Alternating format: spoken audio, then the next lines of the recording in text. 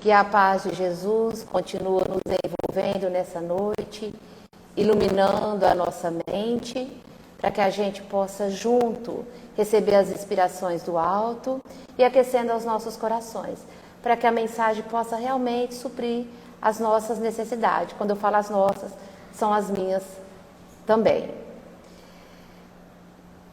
Se eu começar a ter uma crise de tosse, gente, não fique incomodado que logo passa. Está sendo normal agora nas últimas semanas para mim, tá? Anda me dando crise de tosse. Às vezes não vai ocorrer isso, mas se acontecer, logo eu consigo controlar e a gente volta à palestra, tá?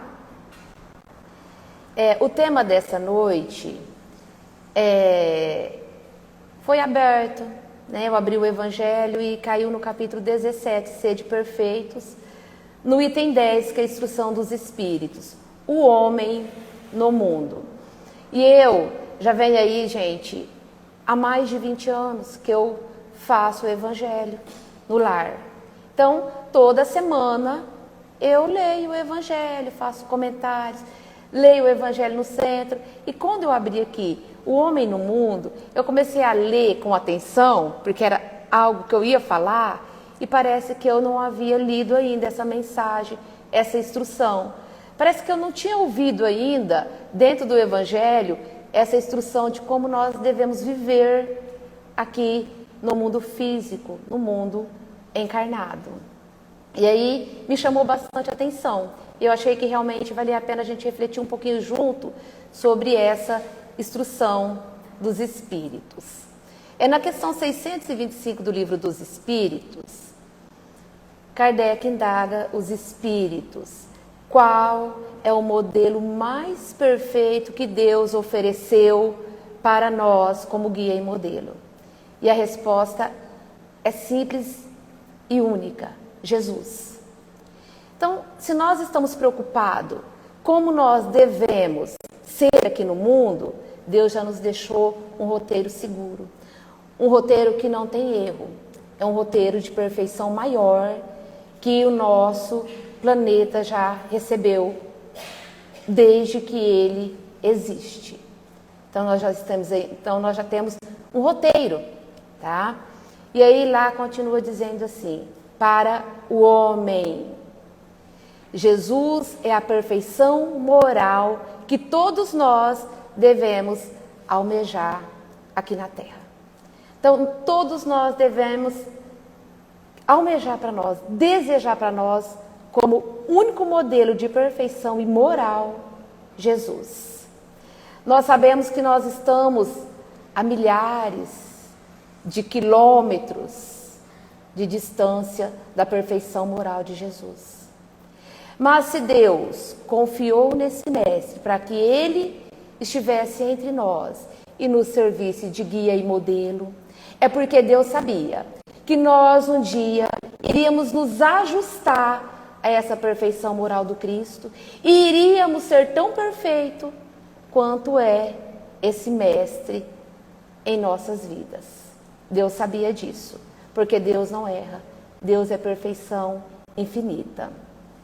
E aí eu comecei a ler sobre a instrução dos Espíritos. E eles começou dizendo assim: um sentimento de piedade deve animar o coração daqueles que se reúnem sob os olhos do Senhor e imploram a assistência dos bons espíritos. Então, como nós devemos viver aqui na Terra? Com um sentimento de compaixão no nosso coração. O que é compaixão? Compaixão é quando a gente consegue se compadecer, ter misericórdia, se condoer com o sofrimento, seja material ou espiritual dos nossos irmãos. Isso é ter compaixão. É olhar as pessoas e sentir em nós o que a pessoa está sentindo e nos compadecer. E tentar aliviar de alguma forma esse sofrimento. Então é assim que nós devemos viver aqui. Tentando de alguma forma aliviar um pouco a carga de sofrimento, a cruz que nós carregamos e que os nossos irmãos carregamos. Porque o universo, gente, ele conspira a nosso favor. E o universo, ele emite para nós tudo aquilo que nós emitimos para ele. Quando nós tentamos ajudar um irmão, seja de que forma for, seja através de forma de palavra, de atitude, de pensamento, que é a oração, o universo conspira em nosso favor. Tudo aquilo que nós desejamos, tudo aquilo que nós emitimos, em alguma época da nossa existência, o universo vai retribuir novamente para nós. Por que eu falo em alguma época da nossa existência? Quando nós mais estivermos precisando. O universo captou aquilo que nós fizemos, fica registrado. E quando nós precisarmos, a gente não sabe de onde, mas vai chegar até nós a ajuda que nós precisamos. Nós não sabemos se é de alguém encarnado ou se é de um irmão desencarnado, mas nós iremos receber. Então, por isso que é importante nós trazer em nossos corações esse sentimento de compaixão.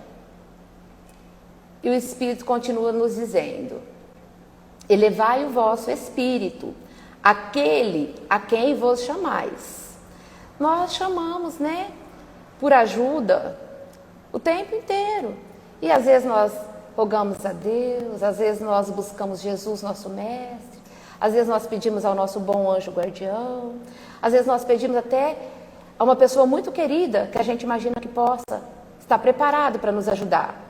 Cada um busca algo ou alguém em quem acredita, tá?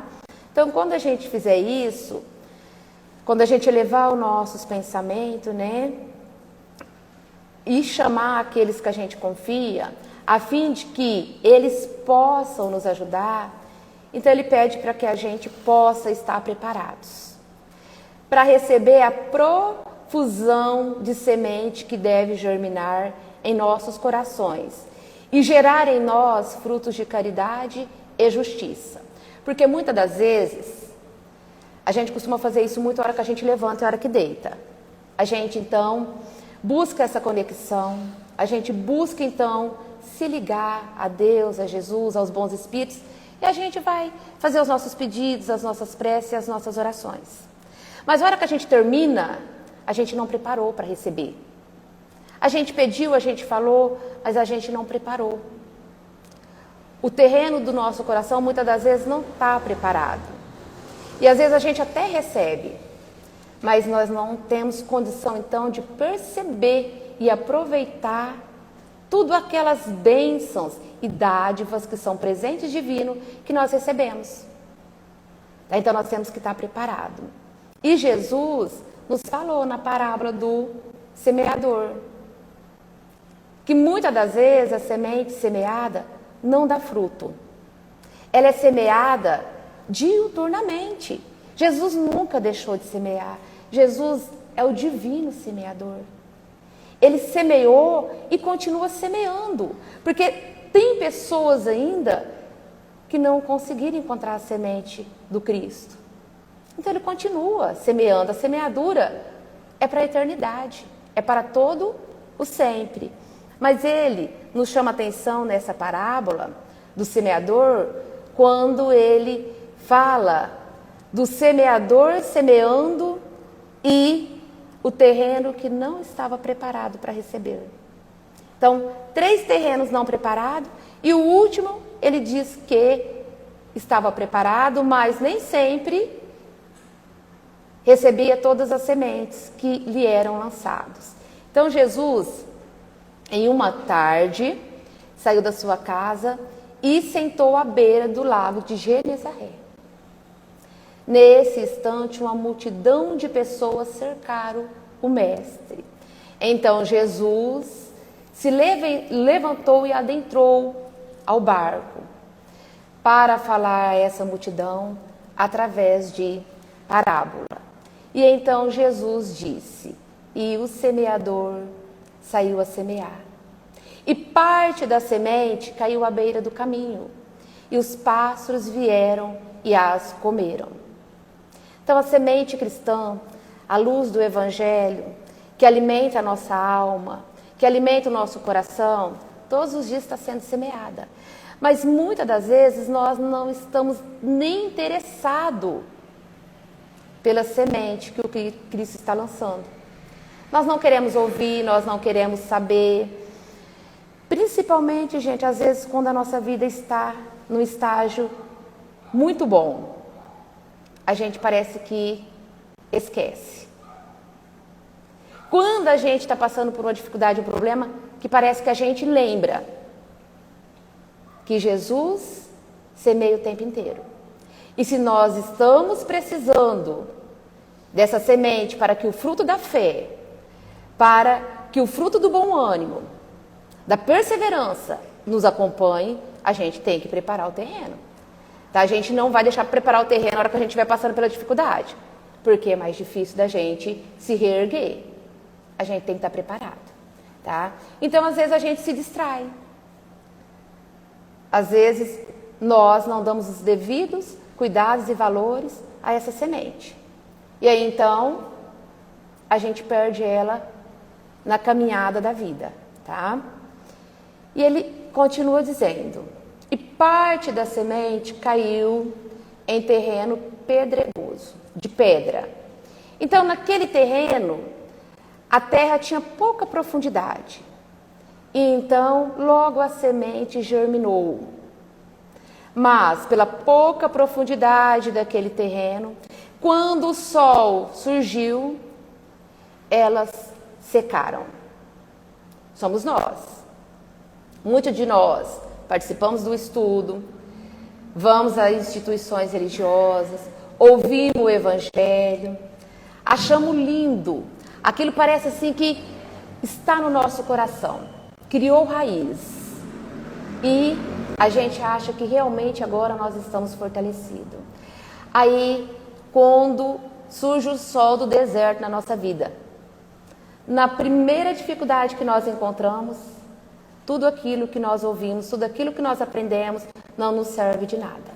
Nós nos transformamos em um poço de lamentação, de lamúria, de choro, e achamos que Deus esqueceu de tudo que a gente já fez até hoje. Então, a semente aí não produziu. E ele diz também que parte da semente caiu entre os espinhos. E esses espinhos cresceram e sufocaram essas sementes. Somos nós, ainda vivendo nas ilusões do mundo, tá? Tudo que está aí fora, gente, é muito bom, é muito atrativo para nós ainda, que somos muito ligados à matéria. Tá? Tudo que está aí fora nos chama atenção, tudo que está aí fora nos produz algo prazeroso, né? Mas nós temos que usar aquela frase de Paulo de Tarso: tudo nos é lícito, mas nem tudo nos convém. Tudo que está aí fora é permitido que a gente possa desfrutar, mas nós temos que saber o que nós precisamos e necessitamos desfrutar. Tá? Nada nos é proibido. Deus não nos proíbe de absolutamente nada. Tá? Nós fazemos as nossas escolhas. E quando nós fazemos as escolhas de viver somente para o mundo físico e esquecemos que nós somos seres espirituais, nós podemos ocorrer nessa de deixar, então, sufocar em nós todos os ensinamentos cristãos. E aí não vai gerar fruto, tá? De fé, perseverança, de justiça, de caridade, de amor, tá? Mas eis que uma parte da semente cai em terreno fértil e produz 30%, 60% e 100%. Ou seja, às vezes nós estamos com o nosso coração preparado, mas ainda, pela nossa situação de inferioridade e imperfeição, porque somos espíritos do mundo de expiação e provas, carregamos em nós ainda as misérias na alma, nós não conseguimos produzir 100%, nem 60%. Às vezes vamos produzir aí os 30% e olha lá. Mas já é importante, gente. Já estamos produzindo alguma coisa. Já estamos caminhando. Tá? Então, toda vez que a gente for buscar por ajuda, que nós possamos estar preparados para receber. Não adianta eu pedir para Deus, mas estar fazendo o contrário. Eu não vou receber, porque nós precisamos merecer para receber. senão não haveria justiça. E o Espírito continua nos dizendo: no entanto, não acrediteis que, estimulando sem cessar a prece e a evocação mental, nós vos incitamos a viver uma vida mística, que vos mantém fora das leis da sociedade que estáis condenados a viver. Vivei como os homens de vossa época, conformai com as necessidades do dia, mas conformai-vos com um sentimento de pureza que possa santificá-las. A hora que eu comecei a ler isso aqui, eu falei, não, mas eu não vi isso aqui ainda. Ele pede para que a gente viva como homens do nosso tempo, usando das leis da nossa sociedade, da nossa época. Então, nós não estamos no lugar errado, nós não estamos no país errado, nós não estamos na época errada, nós não estamos na família errada, e nada está errado. Somos nós que não compreendemos ainda o que nós precisamos para nos melhorarmos. Então aí a gente fica achando que está no país errado, que as leis estão erradas, que a sociedade está errada, que tudo está errado. Tudo está certo para que eu possa não agir de maneira errada. Para provar se eu realmente estou apto a passar por situações de injustiça, desonestidade, sofrimento, sem perder a minha fé. Reconhecendo em tudo a presença divina. É isso que ele vem nos falar. E a hora que eu li isso aqui, eu comecei a refletir. Ele fala para nós que a gente não precisa ficar pensando que se a gente ficar o dia inteiro em prece, que nós vamos ser incitados a viver uma vida mística, como se a gente estivesse no paraíso. Nada de mal vai nos acontecer. Nós vamos viver uma vida plena de felicidade aqui na Terra. Nós sabemos que isso não acontece. Que a Terra ainda não é um mundo de felicidade. É um mundo de provas e expiações. Por isso nós vamos deixar de orar? Não. Nós vamos sim estar em constante oração. Mas não para que nós possamos viver uma vida sem nenhum tipo de problema ou aflição, mas que nós possamos saber enfrentar cada um que chega, tirando dali a melhor lição, aproveitando daqui e dali aquilo que Deus requer de nós. Tá? E aí ele diz que nós devemos viver com as frivolidades da nossa época, com as coisas que têm pouco valor. Se eu vivo, gente, em um ambiente que nada é valorizado, é para mim aprender a dar valor. Porque nós só aprendemos a dar valor naquilo que nos falta. Já percebeu que quando uma criança tem tudo, ela não valoriza nada? Nós, para Deus, somos crianças. Nós somos crianças. E se Deus nos desse tudo o que nós pedíssemos, nós não valorizaríamos nada na nossa vida. Nós iríamos passar uma vida, uma existência aqui, sem progredir nada.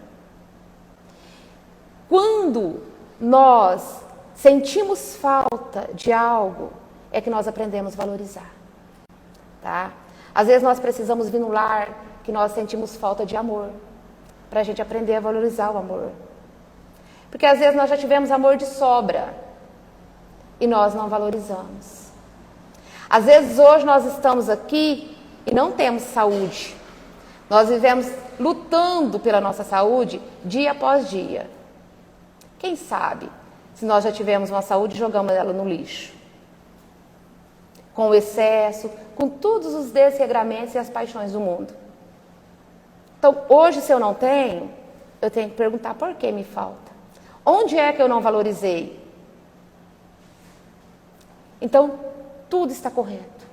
Mesmo eu orando e passando por dificuldade, no mundo que nós estamos vivendo agora, é o que eu preciso, é o que eu necessito. E os Espíritos continuam nos instruindo. A virtude é a qualidade, né? Aquilo de bom que cada um de nós temos e todos nós temos.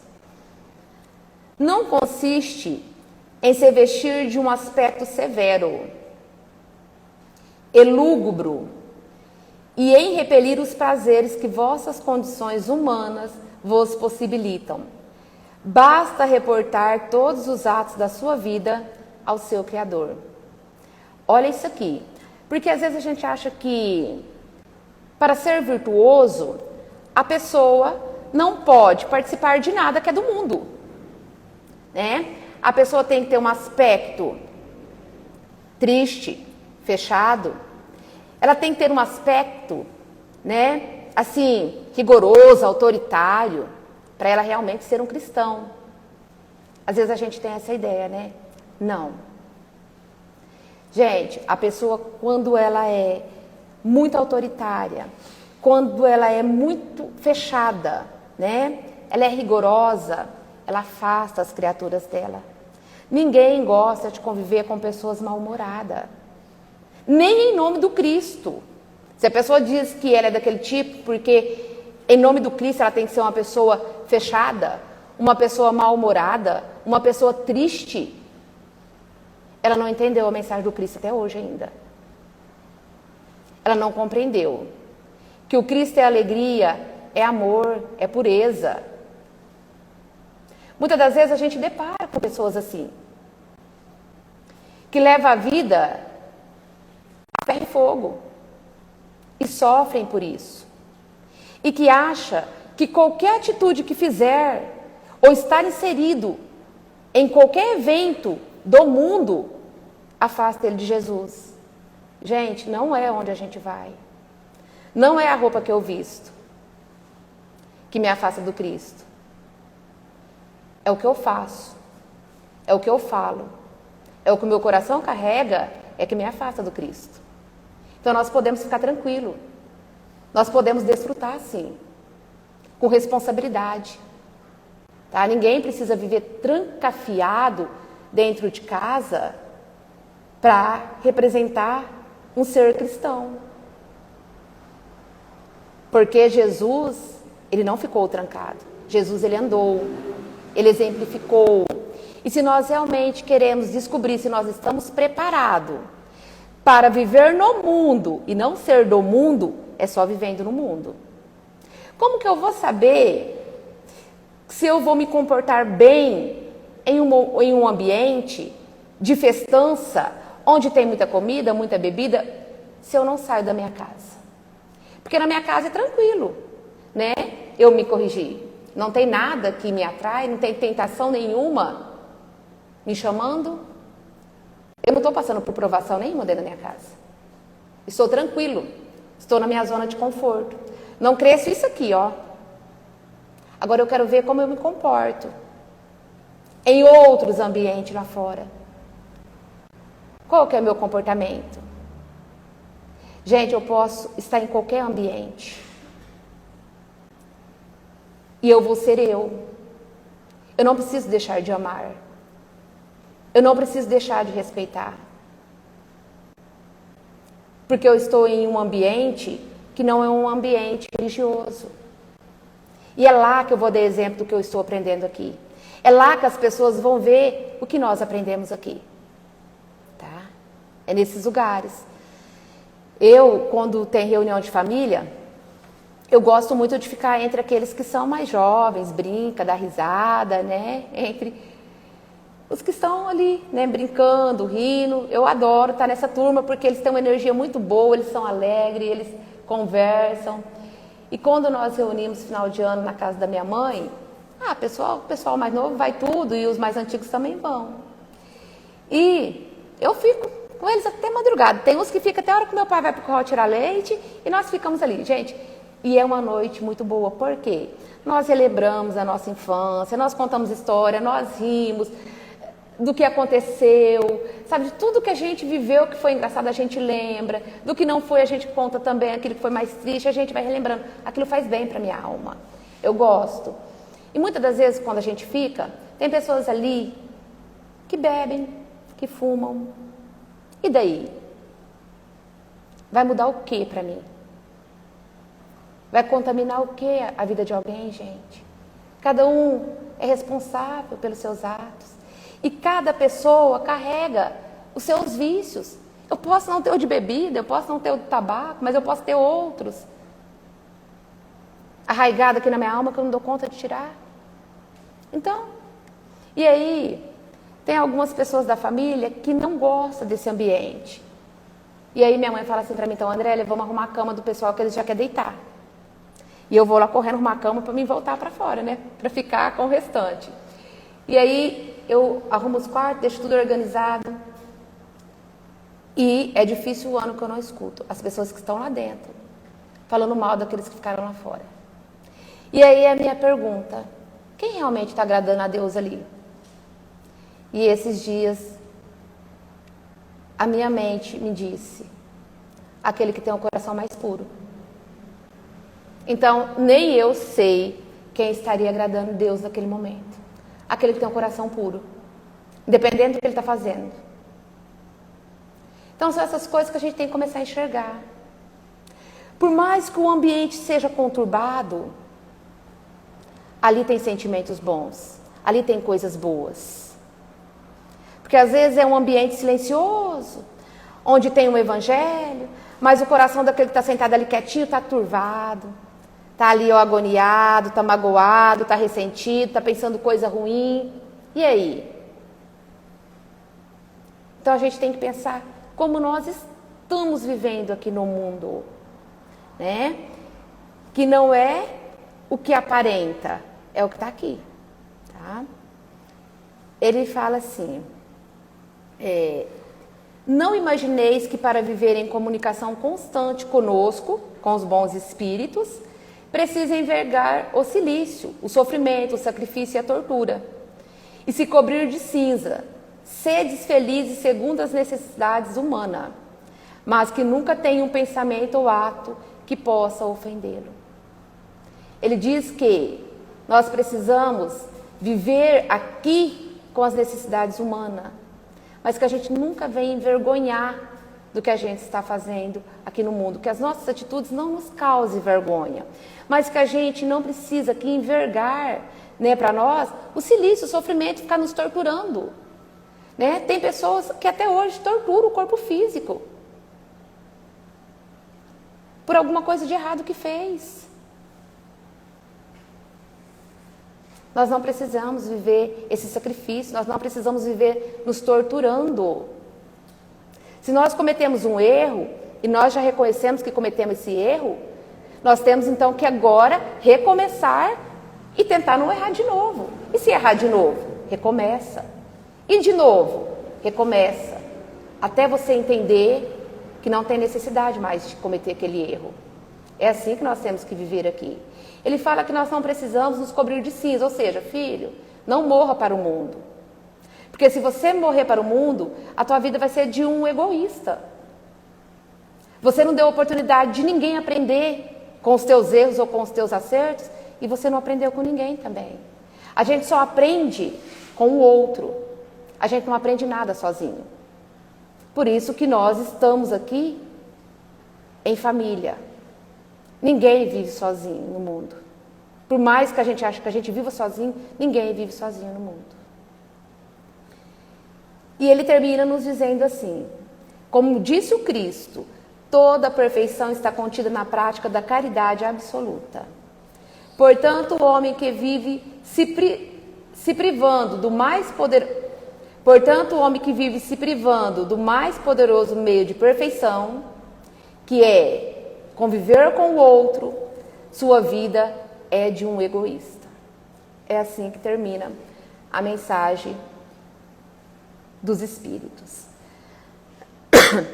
Agora, eu trouxe aqui algumas passagens de Jesus, para a gente só lembrar como nós deveremos portar em algumas situações aqui na Terra, tá? Eu acho que não vai dar para me falar todos, que já está quase encerrando. Mas Jesus, ele foi bom e compassivo. Jesus, ele foi tão bondoso para conosco que ele abdicou de muito em favor de cada um de nós. Com muito amor, sem sofrimento, porque para Jesus isso não foi um sofrimento, foi um prazer, foi uma alegria. E Jesus, ele veio com a sua bondade nos falar de um Pai misericordioso, bom e justo, de um Pai de amor, de um Pai que não pune, mas que educa os seus filhos através da lei do amor, tá? Então que a gente seja assim aí fora, que a gente possa passar para as pessoas que Deus não pune, que Deus ama, Jesus, ele foi gentil. E hoje a gente vê que a gente está vivendo num mundo que a gentileza é quase escassa, né? A gente quase não encontra pessoas que são gentil. Jesus, ele foi gentil e ele mostrou essa gentileza quando ele estava junto com seus apóstolos na última ceia, que ele dizia ali que alguém dentre eles iria lhe trair. E depois dos apóstolos não acreditar, duvidar do que Jesus falava, eles então começaram uma discussão. Se Jesus fosse traído e preso, quem iria liderar aquele grupo? E Jesus, vendo aquela discussão, não disse nada, apenas levantou, colocou uma toalha em volta da sua cintura, a moda daquela época, quando os escravos iriam servir os seus donos. Então ele cingiu na sua cintura aquela toalha, pegou uma bacia com água e se pôs a lavar os pés dos seus discípulos. E disse-lhes: o maior entre vós é aquele que se tornar menor e aprender a servir. Quando a gente quer ser o maior, que a gente começa a servir as pessoas. A gente só vai ser maior em moral e em consideração junto com os nossos irmãos quando a gente aprender a servir. Jesus, ele foi submisso e obediente, coisa que nós temos que aprender a ser aqui. Submissos e obedientes aos desígnios de Deus. Jesus subiu ao Monte das Oliveiras com os discípulos, antes de ser preso pelos soldados romanos. E naquela noite, um peso oprimiu o coração de Jesus. Uma angústia muito grande tomava conta da alma de Jesus. Tanto que, a hora que ele subiu no monte, ele disse para os discípulos: ora e vigia, para que a tentação não vos alcance. E então Jesus se afasta um pouco do grupo dos discípulos. E aquela dor, aquela angústia que ele sentia era tão grande que ele caiu de joelhos naquela areia branca. E nos diz que do rosto de Jesus o suor que caía naquela areia branca era como se fosse gotas de sangue. E nesse momento Jesus rogou a Deus: Pai, afaste de mim esse cálice. Olha só, até Jesus, na hora suprema, ele sentiu a angústia e ele buscou por Deus. Imagina nós, no momento de angústia. É a primeira coisa que nós temos que fazer: Senhor, me sustenta, porque o Senhor conhece as minhas fraquezas. Mas olha, Jesus recobrou rapidamente os sentidos. Senhor, afaste de mim esse cálice, mas seja feita a vossa vontade e não a minha. Senhor, mas o Senhor sabe o que é melhor para mim. Então faça os seus desígnios cumprir e não deixe que os meus prevaleçam. Muitas das vezes a gente está nessa cilada. A gente tem vontade, a gente tem desejo de fazer alguma coisa. Senhor, mas que a sua vontade prevaleça sobre a minha. Porque a nossa, às vezes, dá errado. Quase sempre dá errado quando a gente não tem essa obediência, né? A Deus, aos desígnios de Deus. E então, nessa hora, Jesus levanta e vai de encontro aos seus discípulos, encontra todos eles dormindo. E Jesus, então, lhes pergunta: eu não vos disse que era para orar e vigiar? O que vos aconteceu? E nesse instante, então, o soldado chega e Judas dá um beijo no rosto de Jesus, entregando ele aos soldados romanos. Mas Jesus, ele não teve medo, porque Jesus, ele confiava no seu Criador. É assim que nós temos que agir aqui na Terra também. No momento mais difícil da nossa vida, porque nós temos um momento que a gente acha que a gente não vai suportar e nem superar. Nós temos que confiar nos desígnios de Deus. Porque se está acontecendo comigo, é porque Deus sabe das minhas capacidades como seu filho. Jesus, ele foi misericordioso e perdoou. Quando ele estava nos últimos instantes no madeiro, olhando para nós compadecido, ele rogou a Deus: Pai, perdoa, eles não sabem o que estão fazendo. E nós também. Quando nós sentirmos presos na cruz do madeiro, quando nós sentirmos que nós estamos sendo injustiçados, que não é aquilo que nós merecemos, que nós possamos então pedir para Deus: Senhor, quem está fazendo isso, quem está causando isso, que seja perdoado. Porque se tivesse entendimento, eu não estaria fazendo. E me perdoa, Senhor, porque eu tenho certeza que eu já fiz isso também com alguém. Eu já causei dor em alguém. Tá? Jesus, ele foi humilde. Nós, muitas das vezes, nós gostamos de fazer as coisas e gostamos de relatar os nossos feitos. Jesus, pelo contrário, ele nunca sentiu essa necessidade. Ele tinha humildade em tudo aquilo que ele realizava. Nos conta que uma mulher viveu por 12 anos com uma hemorragia constante. O ciclo menstrual dessa mulher foi contínuo por 12 anos. E na época de Jesus, toda mulher no ciclo de menstruação, ela era vista como impura. Se ela pegasse nesse copo, ninguém podia tocar mais porque a impureza tinha ficado aqui. Se ela sentasse ali, ninguém podia sentar porque tinha ficado impuro. Então a mulher nessa época, ela era impura, ela tinha que ficar fechada dentro de um quarto para ela não ter contato com ninguém e nem tocar em nada, para não deixar aquilo impuro com a sua impureza. Isso era a cultura daquela época de Jesus. E então imagina nós ter que viver uma vida dessa, por 12 anos, sendo rejeitado, não podendo ter contato com ninguém, não podendo usar nada que alguém fosse usar. Olha só a prova que essa mulher estava passando. Mas ela ouviu falar de um mestre. E então, algo no coração dela mudou. Ela sentiu que aquele mestre podia mudar totalmente a vida dela. Mudar aquela história triste até então. E ela então, sabendo que Jesus ia passar ali nas redondezas, sabendo mesmo que Jesus era acompanhado por uma multidão de pessoas, ela se encorajou. Ela se vestiu, se tampou toda e saiu na rua, esbarrando num, esbarrando no outro, com a cabeça baixa para não ser reconhecida, porque ela não podia estar na rua, tá? Era um crime, se apegassem. E ela então foi seguindo aquela multidão, e então ela percebeu que Jesus iria passar próximo onde ela estava. Então ela se rastejou entre aquelas pessoas e parou próximo onde Jesus ia passar. Quando Jesus ia passando, ela esticou as suas mãos e tocou na veste de Jesus. Jesus parou na hora. Jesus pergunta então: quem me tocou? Porque senti que de mim saiu virtude. Jesus sentiu que dele tinha saído uma carga de energia, uma carga de coisa boa, de virtude, de qualidade para alguém. E os discípulos disseram: mestre, como nós vamos saber quem tocou o Senhor? Olha a multidão que nos cerca. Centenas de pessoas, é impossível saber quem tocou o Senhor. Ele diz: alguém me tocou de maneira diferente.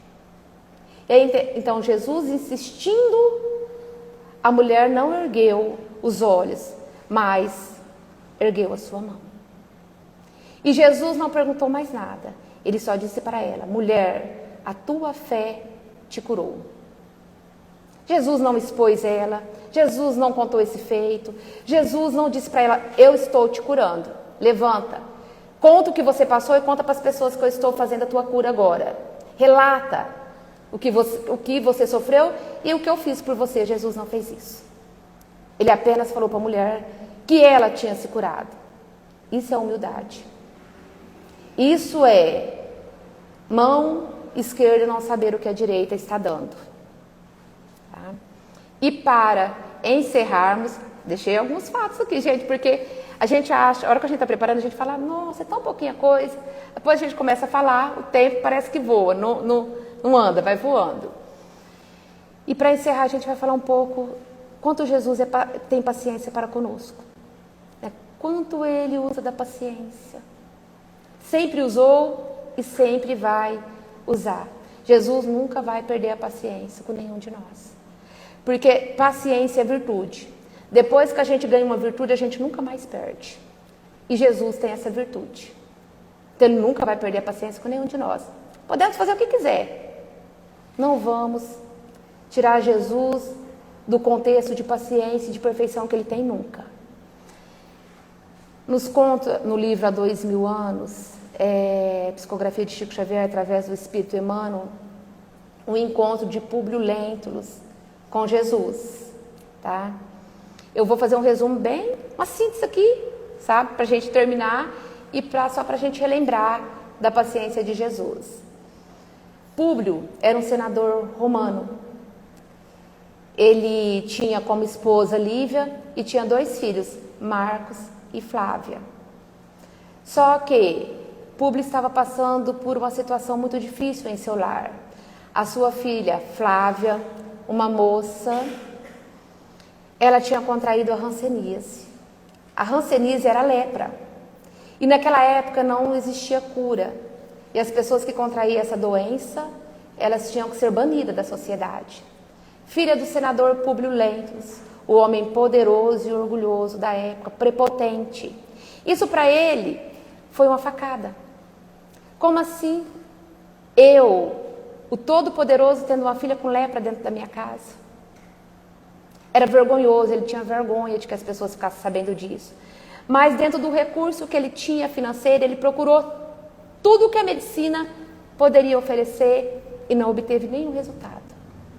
Ele já estava cansado, triste com aquela situação. Aí um dia ele conversando com Flamínio, um outro senador de Roma, amigo da família, Flamínio disse para ele: Públio, por que você não vai para a Palestina? Para a cidade de Cafarnaum. Lá o clima é tão agradável. Quem sabe lá a Flávia não consegue restituir a sua saúde. Públio Lentulus, ele já estava tão cansado, ele já estava tão assim. Ele não sabia mais o que fazer. Aquele conselho pegou ele assim, no jeito. E ele aceitou aquele conselho de bom grado. Ele iria tirar a filha dele daquele lugar. Ele iria para longe. Quem sabe lá as coisas não poderiam mudar. E assim ele fez. Pegou a família, pegou os servos e foi para a Palestina, Cafarnaum. Chegando lá, já tinha alguns serviçais na casa que eles se hospedaram. Entre esses serviçais, tinha uma que chamava Ana. Ana já havia se aderido ao cristianismo. Ela conhecia o Nazareno. Ela o seguia. E quando aquela família chegou com aquela moça naquela situação, e Ana vendo todo aquele sofrimento, e vendo tudo que Jesus fazia, tudo que Jesus falava, ela não perdeu tempo. Ela começou a falar de Jesus. Ela começou a falar do Nazareno para Flávia e para Lívia. E quando a Flávia ouviu, o coração dela se tocou. Lívia, então, parece que ela já tinha ouvido falar, e já tinha até visto, conhecido aquele Cristo que ela não sabia de onde, que ela já o conhecia. E tudo que a Ana falava era um banho de alívio ao coração daquela mãe e daquela filha doente. Flávia pediu para o pai que ela queria conhecer Jesus. E ele então ficou muito enfurecido. Ele ficou com muita raiva do pedido da filha e negou veemente o pedido. Lívia insistiu muito até tocar o coração daquele pai, que no fim, acabou cedendo pela doença da filha. E então, em uma noite enluarada, Públio Lentulus se aproxima da beira do lago de Genezaré. Ele então sentiu que o magnetismo daquele lugar estava mudando. O clima era outro. Era algo que ele não sabia explicar ainda. E então ele ouviu, aproximando dele, passos. E o que ele sentiu naquele momento, ele descreve que ele nunca sentiu, nem quando ele foi apresentado pela primeira vez entre os Césares, as nobrezas e toda a riqueza e o poderio que existia em Roma. Foi algo que ele nunca havia sentido em toda a sua vida. Algo que envolveu. E então, sentindo aquele magnetismo, as suas pernas não conseguiram se manter em pé. E ele caiu de joelho. Nesse momento, ele não consegue explicar. Mas lágrimas copiosas desciam dos seus olhos. Lágrimas que ele não chorou uma vida inteira. Naquele momento, descia dos seus olhos. E ele então percebeu que aquele Nazareno, aquele Cristo que a mulher havia lhe falado, havia se aproximado. E ele não sabia como, mas era como se fosse encontro de coração para coração. E ele permaneceu então naquela posição de joelhos, com a cabeça baixa, chorando. E Jesus, então, com um olhar misericordioso, com um sorriso carregado de bondade, se aproxima de Públio Lentulus e toca a sua fronte. Públio, nesse momento, queria falar. Ele queria dizer a Jesus, mas o seu peito oprimia e a voz não saía. E então o mestre lhe pergunta: por que me procuras? E Públio diz que quando Jesus lhe pergunta isso, era como se a voz de Jesus estivesse ecoando para toda a humanidade. Por que me procuras? E Jesus continua: por que não me procurastes em público e à luz do dia? Para que, de uma vez por toda, você conseguisse perder nessa vida ainda o orgulho e o egoísmo que você carrega no teu coração. E que aí nascesse a fé e a humildade. Olha, pergunta Jesus para ele: por que você está me procurando escondido à noite, Públio? O que te envergonha? O que te faz ter vergonha de mim? Mas Públio não responde. Públio se sente como se ele tivesse extasiado em um sonho e ele não queria acordar. E Jesus então disse para ele: sim, eu sei por que me procuras. E eu, Públio, não estou aqui pelo homem de estado poderoso, ou seja, eu não estou aqui pelo que você é aqui na terra. Eu estou aqui por um coração aflito que sofre. Mas não é o seu, que ainda carrega prepotência, mas é da sua esposa, que carrega uma fé viva e divina. É pelo amor da sua esposa que eu estou aqui, Jesus lhe dizia. E nesse instante, então, Públio continua chorando. E Jesus lhe diz: a tua filha, Públio, está curada, pelo amor da tua esposa. E Jesus espera mais um tempo. Públio queria falar tudo o que ele estava sentindo. E Jesus espera mais um tempo e diz para ele: Públio, hoje você tem a oportunidade de seguir, deixar séculos de erros e enganos e seguir diretamente para os braços do vosso Criador. Mas a escolha é tua. Você pode escolher também sofrer por mais milênios. E Públio, então, nesse instante, fecha os olhos e pensa: quem é esse homem para falar sobre a minha pessoa com tanto desrespeito? Será que ele não sabe o poder que eu tenho? Quem é esse homem que tenta passar por cima de mim? Olha o pensamento. Olha o quanto o orgulho, a nossa prepotência, o nosso egoísmo nos faz perder tempo aqui na Terra. Nos faz procurando desvios no caminho reto. Nós somos assim também. É que a gente não percebe. E então, Públio escolhe a vida de poder aqui na Terra. E por milênios, ele é separado da esposa que tanto amou e se sente distante daquele amigo Cristo que nunca distanciou dele, sempre esteve junto, mas ele perdeu o contato pela falta de humildade e fé.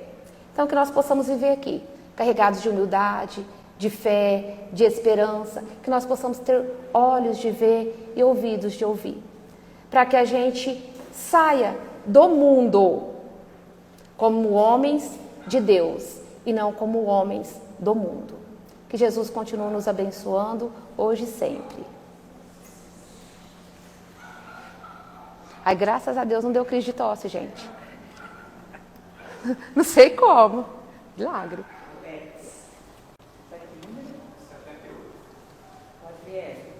Oi. Fale o número de 1 a 78. De 1 a 78? 42. 42. Oh, Antônia, dê esse evangelho para ela. A nossa mensagem é numerada. Aqui. Deixa eu pensar. Muito obrigada. Muito linda a sua palestra. Obrigada. Deus abençoe, viu?